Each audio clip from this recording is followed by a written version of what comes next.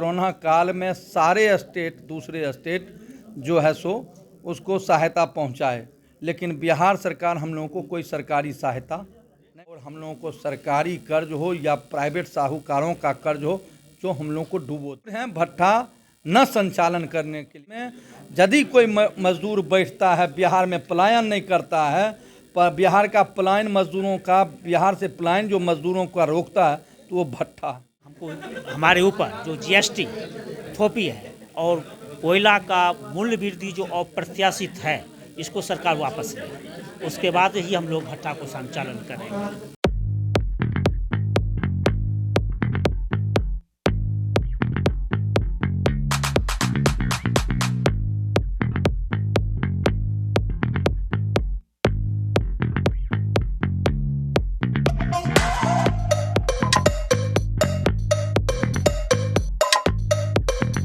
नमस्कार, आप देख रहे हैं द बिहार झारखंड। मैं अमित कुमार।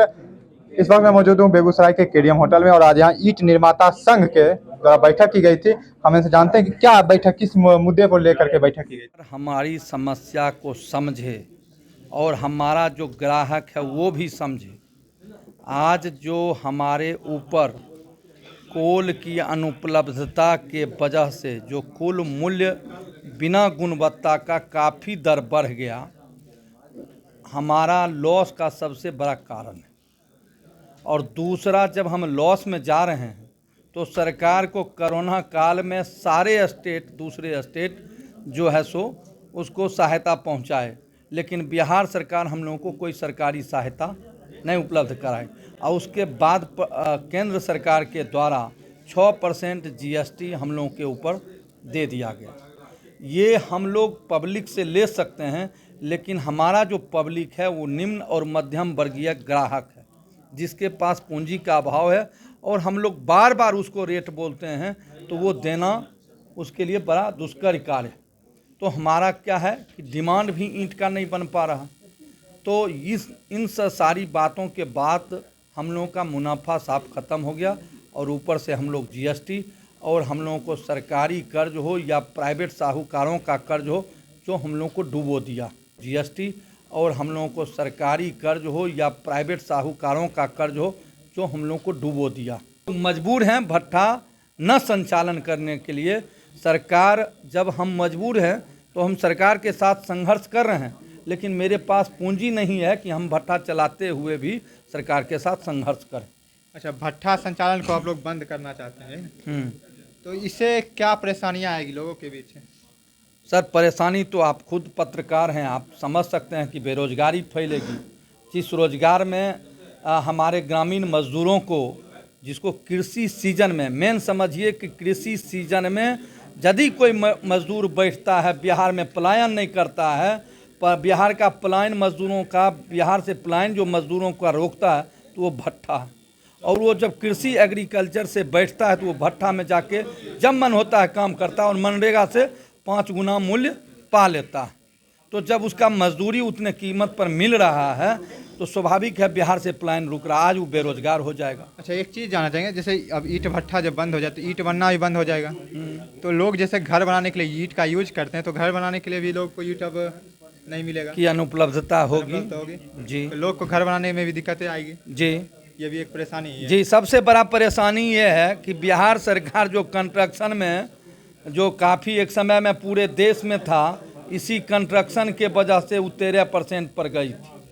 आज वो कंस्ट्रक्शन का सेक्टर का वो कोई महत्व नहीं दे रही है, तो आप समझ सकते हैं कि क्या स्थिति होगी। तो आप लोग सोच लीजिए कि अब ईंट भट्ठा बंद होने वाला है, और ईंट भट्ठा बंद होने से अब अगर आप घर बनाने के लिए सोच रहे हैं तो आपको ईंट नहीं मिलेगी। ईंट जब ईंट भट्ठा बंद हो जाएगा, ईंट भट्ठा संचालन ही नहीं होगा, ईंट बनेगी ही नहीं, तो फिर आप लोग को मिलेगी कैसे? और भी लोग हैं, हम उनसे बात करते हैं। देखिए, जिला अध्यक्ष हैं,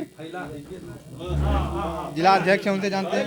सर, आज का प्रेस कॉन्फ्रेंस सर किए हैं, क्या कहना चाहेंगे सर प्रेस कॉन्फ्रेंस? हम लोग तो यही कहना चाहेंगे, सरकार जो हमको हमारे ऊपर जो जीएसटी थोपी है और कोयला का मूल्य वृद्धि जो अप्रत्याशित है, इसको सरकार वापस ले, उसके बाद ही हम लोग भट्ठा को संचालन करेंगे। उससे पहले नहीं? उसके पहले हम लोग नहीं करेंगे। उससे पहले क्यों नहीं करेंगे?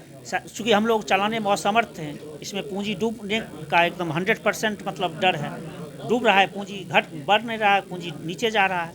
क्या नाम है सर आपका? मेरा नाम अरविंद कुमार है। बता दें कि यहाँ जो ईंट भट्ठा संचालन जो संघ है उनके जिला अध्यक्ष थे और इन्होंने बताया कि जो है पूंजी अब जो है निकल नहीं पा रही है, जिसके कारण से ये लोग ईंट भट्ठा को बंद करने जा रहे हैं। और ईंट भट्ठा बंद होने से तो सबसे पहले तो यही एक दिक्कत होगी, तो मजदूरी की, जो मजदूर बेरोजगार होंगे, कई सारे लोग बेरोजगार हो जाएंगे जिनको एक रोजगार था, मिला हुआ था ईंट भट्ठा में काम करने का, उनको रोजगार छिन जाएगा। दूसरा नंबर है कि अगर आप घर बना रहे हैं तो आपको घर बनाने के लिए अब ईंट नहीं मिलेगी। हमारे साथ बेगूसराय ईंट भट्ठा संघ के सचिव बबलू जी हैं, इनसे हम जानते हैं। आप भी ईंट भट्ठा चलाते हैं सर जी। और अभी की जो समस्या, अभी ईंट भट्ठा जब आप बंद कर दीजिएगा तो सबसे पहले बड़ी समस्या क्या आएगी? ईंट भट्ठा बंद करना हम लोगों की मजबूरी हो गई है। बड़ी समस्या इसमें तो सबसे बड़ी समस्या मजदूरों का पलायन हो जाएगा। मार्केट में कंस्ट्रक्शन का काम रुक जाएगा। लाल ईंट जब नहीं मिलेगा तो लोगों को ईंट की दिक्कत होगी, मजदूरों का पलायन होगा। अच्छा, एक भट्ठा में लगभग कितने मजदूर काम करते हैं? एक भट्ठा में प्रत्यक्ष और अप्रत्यक्ष रूप से लगभग 1000 आदमी जुड़े रहते हैं।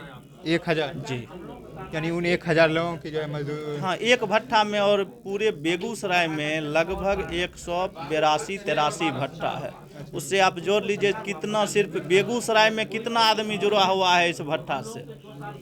अच्छा, आप इसके लिए कहीं सरकार के पास अपनी मांग को कभी रखे नहीं? जी, हम लोग जंतर मंतर पे भी धरना देने गए थे दिल्ली में। हम लोग पटना में भी सभी जो सरकार के अधिकारीगण हैं और मंत्रीगण हैं उनसे भी मिले थे।